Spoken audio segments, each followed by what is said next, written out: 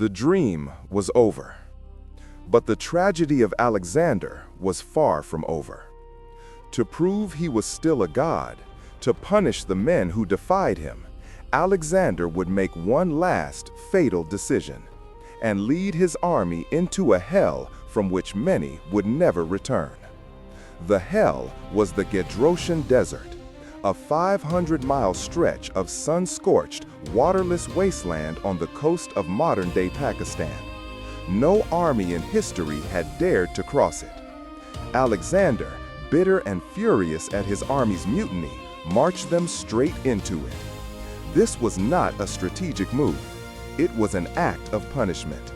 It was a 60-day death march.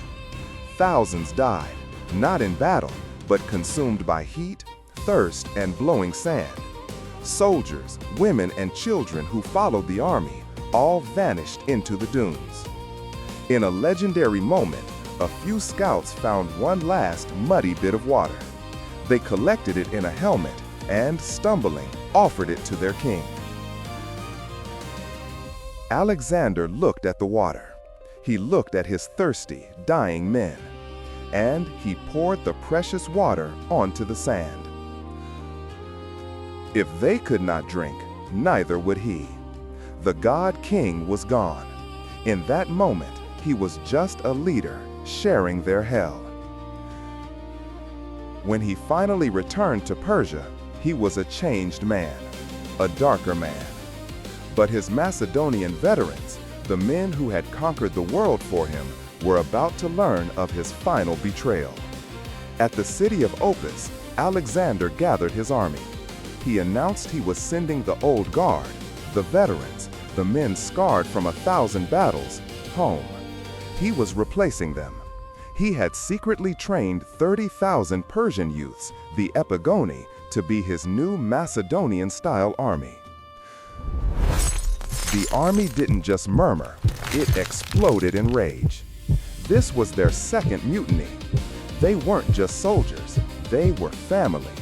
And he was trading them for the barbarians they had just conquered. They mocked him. They shouted for him to go fight alone with his new Persian father, the god Ammon. This time, Alexander didn't negotiate. He didn't beg. He raged. The ancient historian Arrian, our best source, describes the scene. Alexander, livid, leaped from the platform into the crowd. He pointed to the 13 loudest ringleaders and, in front of everyone, had them arrested and summarily executed. Silence fell. He climbed back onto the platform, his eyes burning, and delivered the most blistering speech of his life. "Go," he roared. "Go home, and when you get there, tell them how you abandoned your king and left him in the care of the very enemies you defeated." He shamed them. He reminded them of the glory he had given them. "I have made you rich.